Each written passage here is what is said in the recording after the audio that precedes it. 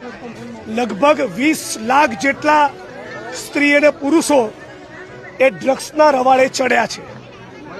આ ડ્રગ્સની બધી એ છેલ્લા 5 વર્ષમાં એની ચરમસીમા ઉપર પહોંચી છે।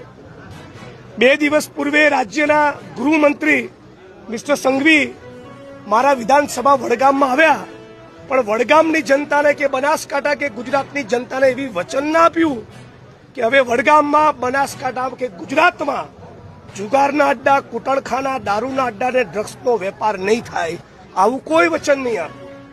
સતત અમે અમને પડકારી રહ્યા છીએ કે તાકાત હોય તો આવો મારી જોડે ડિબેટ કરો।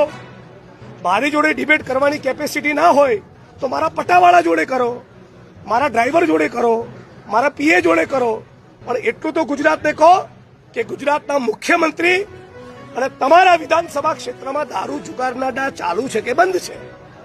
અને જે પાલનપુર કલેક્ટર કચેરીના પ્રાંગણમાં મારી વિરુદ્ધ નાના પોલીસ કર્મચારીઓની મજબૂરીનો લાભ ઉઠાવી એમને ઉશ્કેરવાની કોશિશ કરીને પ્રોટેસ્ટ કરાવ્યો હતો, એ કર્મચારીઓનું હિત તમારા હૃદયમાં વસેલું હોય તો એમને યુનિયન બનાવવાની પરમિશન આપો, એમને ગ્રેડ પેનો લાભ આપો, અને ઓર્ડલીની પ્રથાના ભાગરૂપે જિલ્લા પોલીસ વડાઓ પોતાના જૂતાની પોલિશ કરાવડાવે છે કોન્સ્ટેબલ જોડે, એ ગંદકી બંધ કરાવડાવો। આવું જો થાય તો લાગે કે તમે ગુજરાતની જનતા અને નાના પોલીસ કર્મચારીઓ માટે કંઈ કરવા માંગો છો।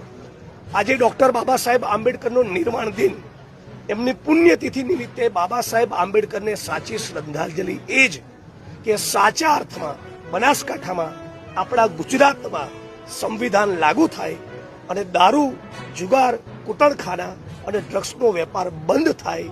ડ્રગ્સ એ ગુજરાતની વર્તમાન અને ભાવિ પેઢીને ચકનાચૂર કરી નાખશે। સવાલ પૂછવા માંગુ છું ગુજરાતની 6.5 કરોડ 7 કરોડ જનતા વતી કે કયો એ મંત્રી છે જે ડ્રગ્સના કારોબારમાંથી કમાઈને તગડો થઈ રહ્યો છે? જે પણ મંત્રી કૂટણખાના, જુગાર, દારૂના અડ્ડા અને ડ્રગ્સમાંથી કમાય છે એ ગુજરાત અને ભારત ભૂમિનો ગદ્દાર છે।